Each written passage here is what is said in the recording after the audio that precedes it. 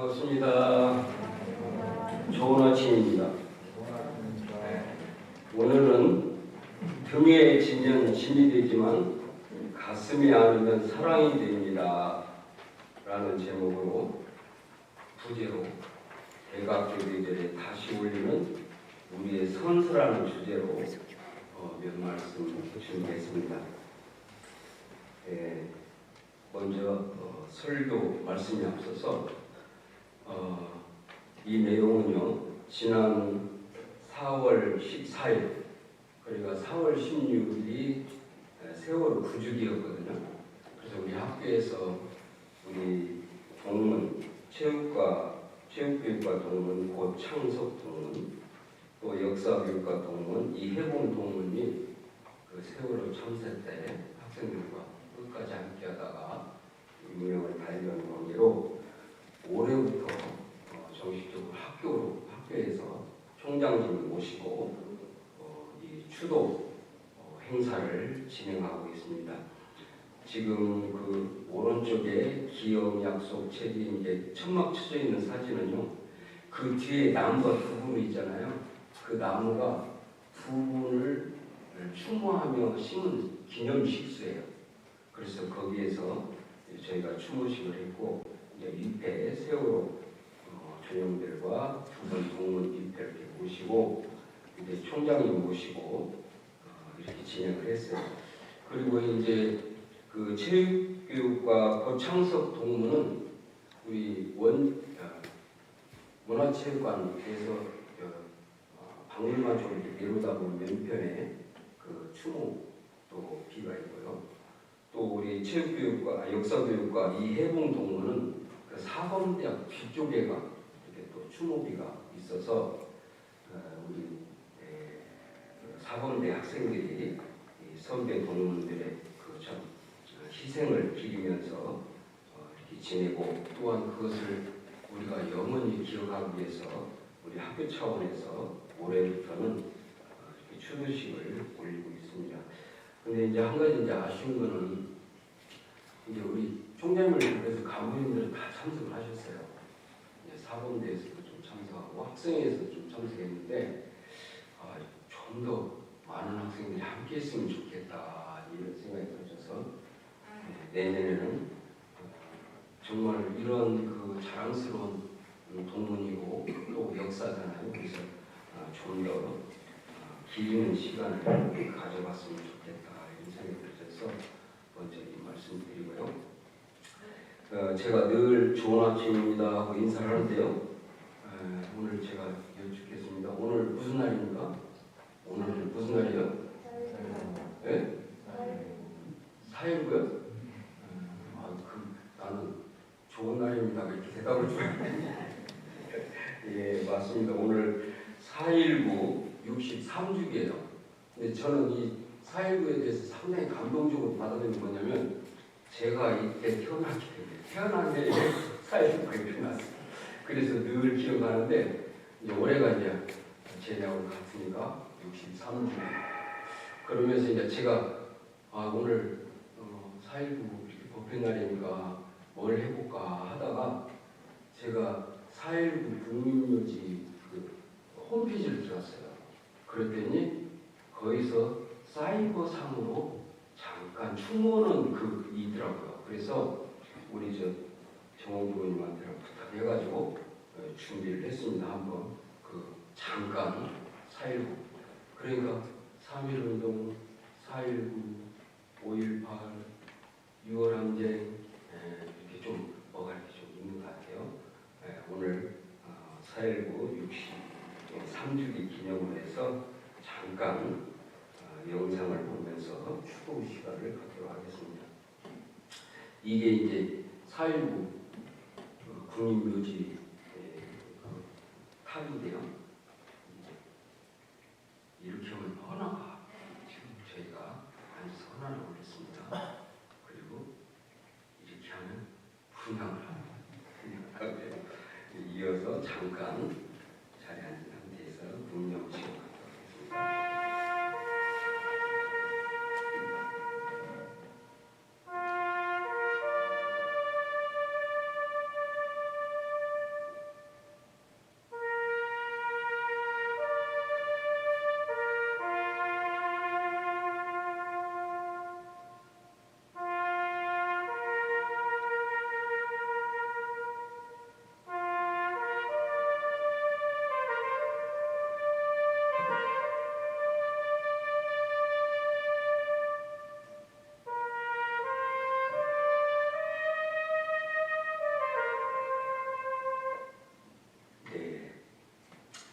그리고 이제 오늘 제가 앞에 말씀드렸듯이 등에 지면 진이 되지만 가슴에 안으면 사람이 됩니다라는 주제로 오늘 설교를 준비했는데 말씀드리겠습니다. 아마 대각개비제를 맞이해서 우리 교도님들 또 많이 바쁜 날을 보내고 있을 걸로 생각해요. 근데 제가 이제 원불리학과 들어가지고 한참 부도용점에 막 불탔을 때가 떠올랐어요. 저희 이 대각교육을 맞이하면 나도 좀 깨쳐야 되겠다 해가지고 막 좀 특별한 짓을 해요. 그리고 깨쳤나 안 깨쳤나 이제 생각해보는 거예요. 그래서 제가 대각교육을 아침에 어느 날 아침 좌선을 마치고 그때 당시에 충북 석탑 옆에 보리수가 있었어요. 부처님도 보리수 안에서 깨졌다고 보니까 내가 가서 탁 앉아가지고 한참 정하다가 만유가 한 재성이요 만법이 한 근원이로다 이 대각일성을 쫙 했어요. 근데 뭐 별 느낌이 없어요. 그래서 실망을 하고 했어요. 그 생각이 대각교육을 맞이하면서 떠올랐어요. 왜냐하면 제가 그렇게 그 깨달음에 대한 생각을 하면서 살기 시작한 지가 제가 7, 8학번으로 원불리학과 입학했으니까요. 벌써 45년이 지났어요. 45년 지났는데 과연 깨달았느냐? 아니면 깨닫기 위해서 그때보다 좀 더 열심히 노력하느냐? 너무 많이 반성했어요. 깨달음도 부족하고 그때보다도 그 깨달음에 대한 갈증이라고 열정이 현저히 떨어진 것이 사실이어서 아마 이런 45년 지낸 나를 볼 때는 우리 대종사님께서 틀림없이 쫓아내셨을 것 같다는 생각이 들어졌습니다. 사실은 이제 우리가 다 아시다시피 우리 대종사님은 주세부리고 부처님이시니까 늘 자비로우실 것 같죠. 근데 대종경 곳곳에 보면 대종사님께서 엄청 꾸중하시고 막 화를 내시고 하는 부분도 있어요. 특히 이 저와 같이 이렇게 공부가 제대로 안 하는 사람들을 위해서 차라리 막 사과로 돌아가라고 막 쫓아냈어요. 근데 지금 생각해보면 그때는 아마 대종사님 당대 때는 대종사님께서 가장 큰 벌이 뭐냐면 너 여기서는 안 되겠다. 너 집으로 가라. 이것이 가장 큰 벌이에요. 그리고 그 다음 벌은 뭐냐면 너 그렇게 하고는 안 되겠다. 너 오늘 아침부터는 아침 자선 나오지 마라. 이게 큰 벌이에요. 근데 요즘 같으면 어쩌려고 모르겠어요. 너 차라리 집으로 가라. 그럼 막 신나서 갈지. 너 자선 오라 나오지 마라. 그렇게 하면 그냥 신나서 잠을 콜콜 잘지. 아무튼 이제 이런저런 생각을 하다가 틀림없이 나는 대종사님 계셨으면 쫓겨날 것이다 이런 생각을 했는데 대종사님 당대들도요 저와 같은 사람이 많이 있었는 거 봐요. 그래서 어느 날 전체 대중들을 아주 엄청나게 꾸중을 하셔요. 대종사님께서 차라리 사과로 돌아가요. 그런데 정산용사께서 그 대중들을 향해서 꾸중하시는 대종사님의 그 자비, 무자비의 자비, 꾸중의 자비 이거를 제대로 알으시고 대종사께 선서를 올려요. 대중들과 더불어서 선서를 올린데 오늘 우리가 합독한 이 법문이 바로 정산용사님께서 중심을 잡아가지고 전체 대중과 더불어서 대종사님께 선서를 올린 이 법문이에요. 이게 바로 오늘 다 같이 우리가 합독도 했고 설명기도 부분에서도 함께 했던 교담품 7장 법문 말씀입니다. 그래서 저도 이제 쫓겨날 줄 알았는데 이 정산용사님께서 선서하는 것을 나도 따라서 선서보다 살아야 되겠다는 마음으로 새롭게 이 대각개비제의 이 선서의 법문을 받들었습니다. 근데 역시 이 선서 법문도 또 부담돼요. 이거 내가 이거 제대로 할 수 있을까? 영원히 끝까지 그래. 그러다가 문득 떠오른 이 좋은 글귀가 이거 등에 지면 짐이 되지만 가슴에 안으면 사랑이 됩니다. 그러니까 이 네 가지 선서를 등에다 지면 엄청난 무거운 짐이라는 거예요. 근데 이렇게 가슴에 안으면 사랑이 된다. 그러면서 내 마음에 좀 위로가 돼서 혹여 우리 교수님들도 저와 같이 이렇게 부담이 될 때는 이렇게 선서도 하시고 가슴에 이렇게 안으시면 그 무거운 짐을 벗을 수 있지 않을까 하는 생각이 들어져서 말씀드립니다. 그래서 제가 이제 문득 이런 생각이 들어져서 어떤 후배에게 얘기를 했더니요. 등에 지면 짐이 되지만 가슴에 안으면 뭐가 된다고요? 사랑이 된다고 그러죠. 그렇게 얘기를 했더니 그 후배가 뭐라고 하냐면 가슴에 안으면 답답해요. 여기까지는 내가 조금 이해가 됐어요. 가슴이 안으면요 화병이 돼요. 근데 제가 지금 가슴이 안 짜는 걸 그렇게 가슴 아르라는 거 아니에요. 가슴이 안으면 답답하다, 화병이 된다 이건 아니고 하여간 가슴에 안는 거에 관해서 같이 잠깐 생각해 보는 시간 갖도록 하겠습니다. 이 화면은 선서 첫 조항입니다. 우리는 대종사의 정법 아래 오로지 신앙을 바쳤으니 어떠한 역경난경을 지낼지라도 영원히 이 마음을 퇴전하지 아니하겠나이다. 이게 첫 번째 선서 조항이에요. 이것도 좀 부담스럽잖아요. 그래서 어떻게 하면 가슴에 안아볼까 생각하다가 이제 신심을 챙기라는 말씀이신데 4대 불의신심, 이 진리와 법과 스승과 회상과 둘이 아닌 신심. 근데 저는 이 법문을 처음 접했을 때 철이 없어가지고요. 진리하고 법하고 스승하고 회상을 하나로 알고 믿어라 이렇게 제가 이 해석을 했어요. 근데 원래 이 법문의 본 뜻은 진리와 내가 둘이 돼서 하지 말고 하나가 되라는 거예요. 진리, 법, 스승 이 네 가지와 내가 하나가 되라는 뜻의 그 4대 불의 신심. 그냥 신심을 챙기는 것. 나를 여기에 놓고 내가 진리에 대한 신심, 교단에 대한 신심이 얼마나 되는가 자꾸 저울질하면서 나를 여기다 자꾸 세워놓으면 이게 바로 등에 짐을 지는 거다. 그것을 나와 하나가 돼야 되겠다. 다 부족하지만 내가 하나야 되겠다고 하는 것은 가슴에 안는 것이 되겠다 생각이 들어져서 이 말씀 드리고요. 다음에 이제 두 번째 조항이에요. 두 번째 조항은 사막의 바른 길을 찾았으니 어떠한 유혹과 마장이 있을지라도 영원히 공부를 쉬지 아니하겠나이다. 우리가 너무 잘 알고 있죠. 정신수양, 사리연구, 자업치선, 공부심으로 이 세 가지 사막을 하겠다고 선서한 겁니다.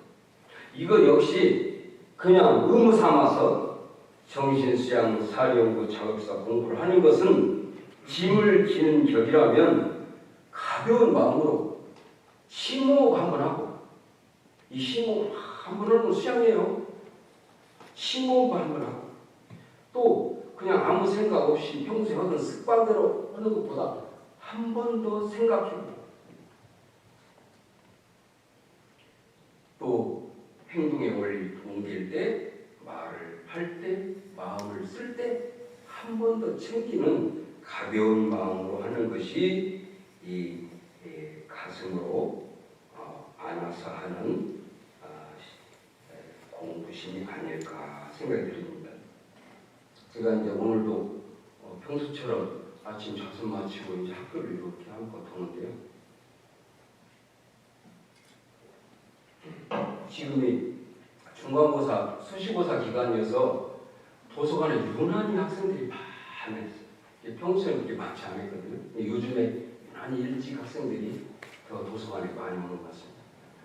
근데 그 도서관에 많은 학생들이 가는 걸 보면서 참 그거 잘한다. 학생이 반바지를 입고 막 뛰는 거예요. 근데 좀 뚱뚱해.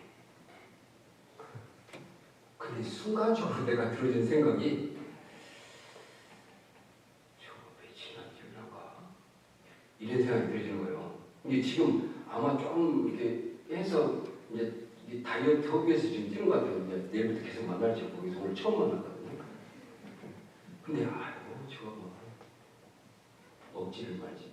뭐 이렇게 내가 이 저절로 막 이렇게 돌아가는 거예요. 이게 하여튼 죄송해요. 제가 마음 공부를 40년 그래서 이 정도예요. 근데 내가 이래서 그런지 저 사람 하여튼 오늘 이렇게 뛰고 운동으로 잘해서 꼭 다이어트도 성공하고 건강도 하고 이렇게 내가 빌어줘야지 하고 제가 마음을 놓고 빌었어요. 이게 뭐 가볍게 하는 취사이죠. 마음을 쓰는 거죠. 그래서 우리 사막 공부도 심호 열받을 때 심호만 그리고 한 번 더 생각해보고 좋은 마음으로 돌려서 이렇게 해보고 하는 것이 사막이지. 막 중앙총부 대각전 아침 5시에 와가지고 선을 1시간 해야 되고 경정 공부는 뭐 몇 시간 해야 되고 막 뭐 이건 아닌 것 같아요. 그래서 이렇게 가볍게 하는 것이 가슴으로 안아서는 공부가 아니겠나 생각이 듭니다.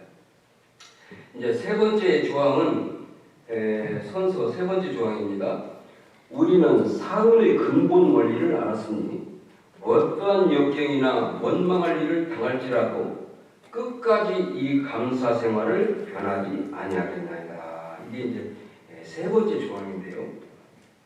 우리는 감사 생활을 상당히 공부 표준으로 잡는 것 같아요.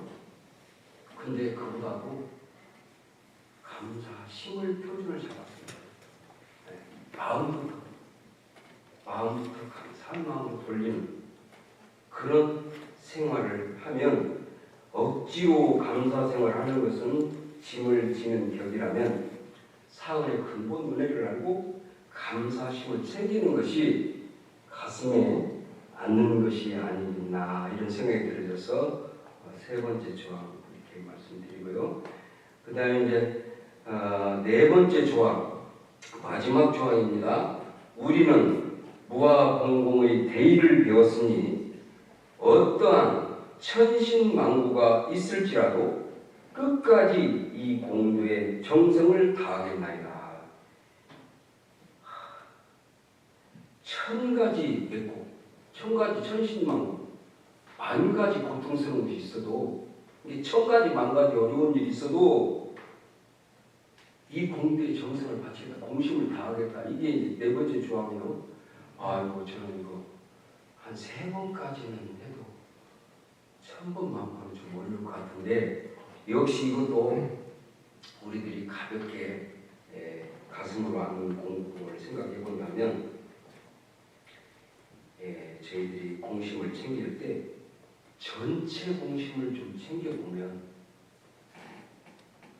그 마음이 좀 가슴에 앉는 것이 되지 않을까 생각이 들고요. 여기 말씀드린 대로 큰 공심은 큰 빈마음이라고 해서 빌공자 대공심이라고 해서 대공심, 대산종을 쓰는 본문인데 대공심을 우리 좀 챙겼으면 좋겠다. 빈마음으로 하는 거죠. 그러니까 공익을 위할 때 공익에 온갖 정성을 다 드리는데 들이대 빈마음으로 하라. 빈마음.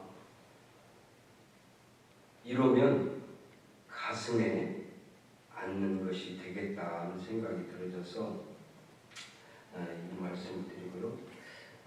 그리고 지난주에 이사님께서 총부 그 법회 설법을 하셨어요. 우리 김현주 교수님 공부담도 발표하고 그래서 아주 은혜로운 시간이었는데 저는 이제 그 중에 여러 가지 말씀이 있었지만 그 신타원 김혜성 종사님 이분에 대해서 새롭게 알게 됐어요.